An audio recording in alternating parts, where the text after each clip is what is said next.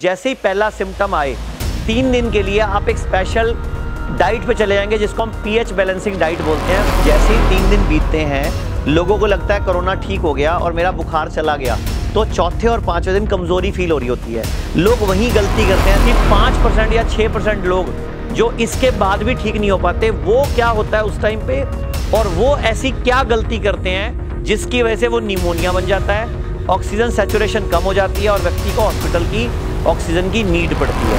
क्या भारत में कितने लोग रोज गरीब हो रहे हैं, क्योंकि हॉस्पिटलों में जब डेथ होती है लोगों का इतना मोटा बिल बनता है, लोग जमीन बेच के, सोना बेच के, उधार कर्जा लेके अपने घर वालों का इलाज कराते हैं। लेकिन वेंटिलेटर जो मैकेनिकल है वहां जाने के बाद बचने की संभावना 2 या 3% है, और वो भी कोई गारंटी नहीं। मतलब हमें कोई भी गाइड ही नहीं करता, जिसकी वजह से आज दुनिया के लोग इतने परेशान, और कैसे उनको निमोनिया बन जाता है और कैसे उनकी तकलीफ बढ़ जाती है। ये आयुर्वेद वालों को खुद खुल के आगे आना पड़ेगा।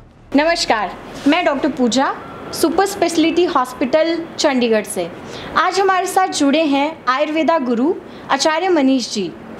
तो आज हम जानते हैं उनसे जो वर्तमान स्थिति बनी हुई है भारत देश की, उसके बारे में क्या सोचते हैं, कैसे उस स्थिति से बाहर निकला जा सकता है।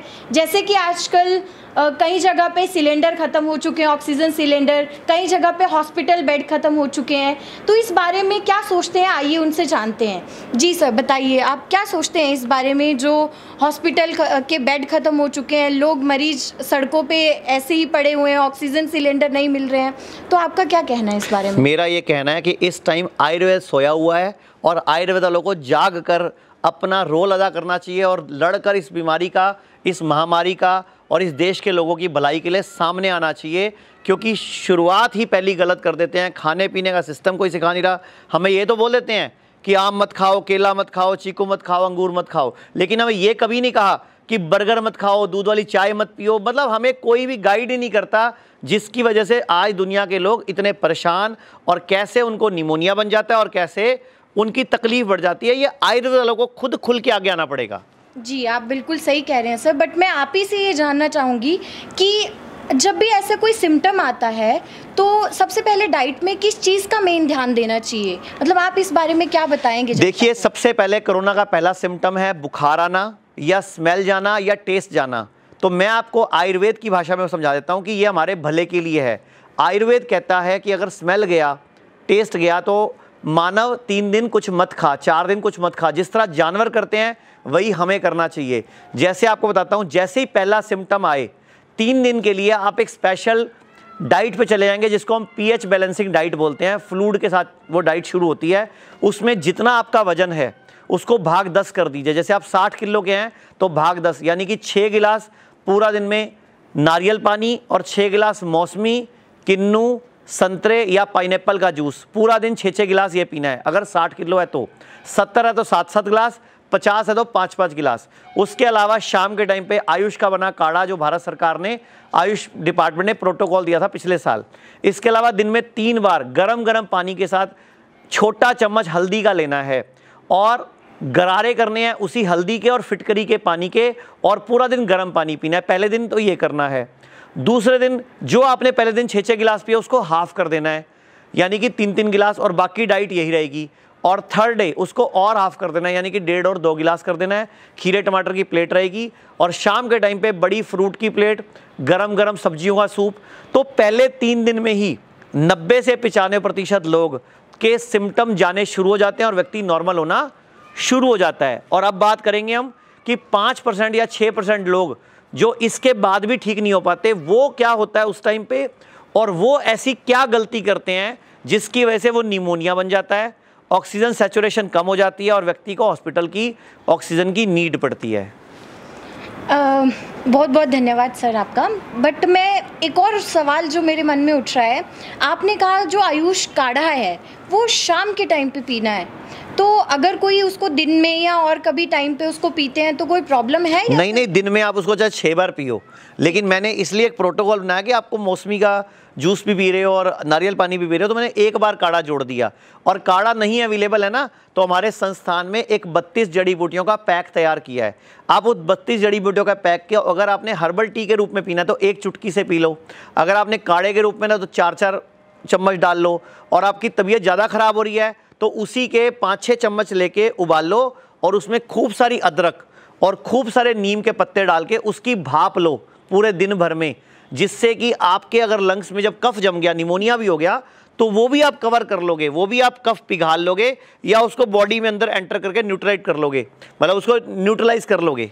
जी जी, तो इसका मतलब ये हुआ कि आप फ्रूट और सैलेड डाइट पे इसीलिए ज़्यादा फोकस करवा रहे हैं क्योंकि वो फाइबर रिच होता है। और आई थिंक ये जो अभी स्थिति चल रही है वर्तमान में, वो ऐसी स्थिति है जब हमें ऐसी डाइट की बहुत ज़्यादा ज़रूरत है, क्योंकि हम जितना हैवी खाना खाएंगे हमारा शरीर उसको पचाने में लग जाएगा, तो बॉडी हील नहीं हो पाएगी।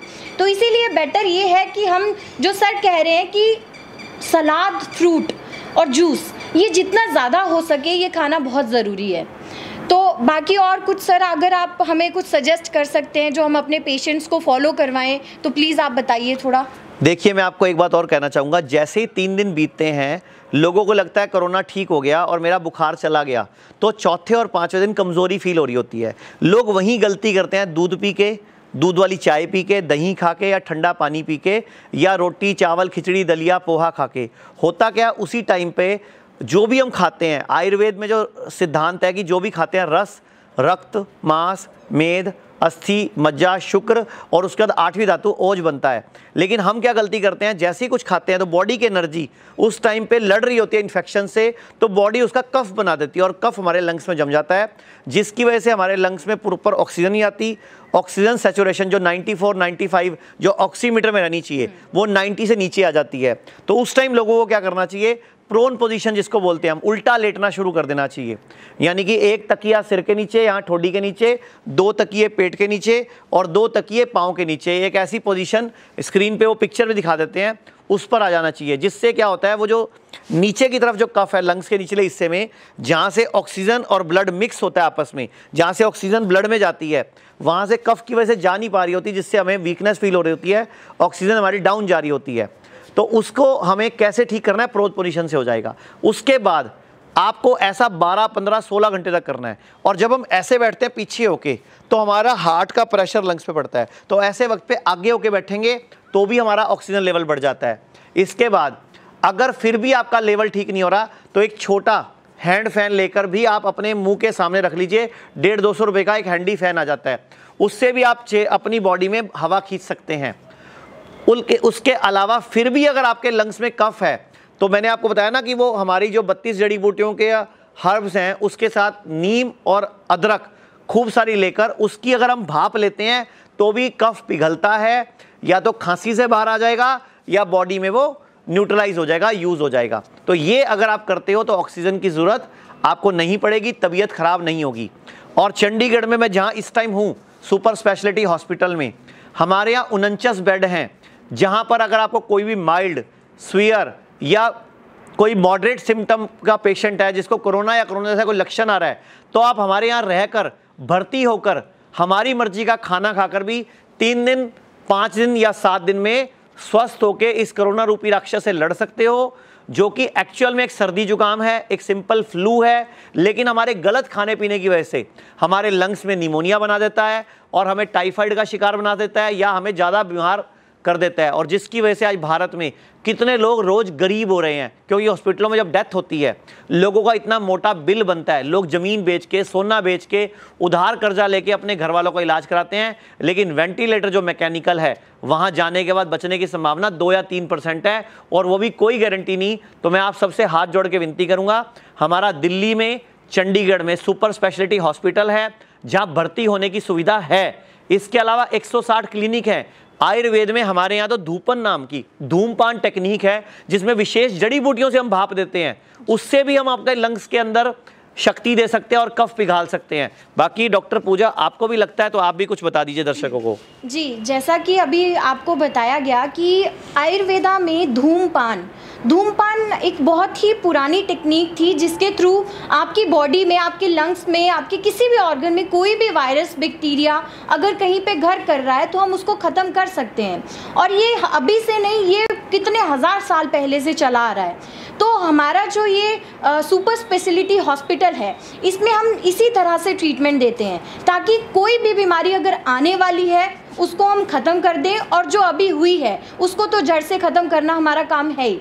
तो इस तरह से हम यहाँ पे काम करते हैं। चाहे कोई भी बीमारी क्यों ना हो, अगर जहाँ आपको जिसका सॉल्यूशन ना मिल रहा हो, किसी भी हॉस्पिटल में आप गए, आपको बोल दिया गया कि ठीक नहीं हो सकते हो, इसका कोई इलाज नहीं है, तो आप एक बार ज़रूर कांटेक्ट करिएगा। आपको बहुत अच्छी से अच्छी सलाह दी जाएगी। अगर ठीक हो सकते होंगे तब भी, जितने % भी आप ठीक हो सकते होंगे, मैं बता ही देता हूँ liver fail, liver fibrosis, liver cirrhosis, hepatitis, kidney fail, ulcer की प्रॉब्लम, लंग्स ट्रांसप्लांट का केस, या कोई भी गॉल ब्लैडर स्टोन का केस, या हार्ट की सर्जरी बोला हो डॉक्टर ने, या कोई और ऑपरेशन बोला हो, कैंसर हो, तो हमारे सुपर स्पेशलिटी हॉस्पिटल में भर्ती होकर रहना, खाना पीना और पूरी केयर, ये सारी सुविधाएं हमारे यहाँ मौजूद हैं। अभी भी हमारे पास कैंसर के, कोरोना के बहुत सारे मरीजों का इलाज चल रहा है। तो इतनी सारी जानकारी जो आपको मिली, और हमें भी बहुत सारी चीज़ें डाइट के बारे में बहुत सारा पता चला, तो उसके लिए आचार्य जी आपका बहुत बहुत धन्यवाद। Thank you.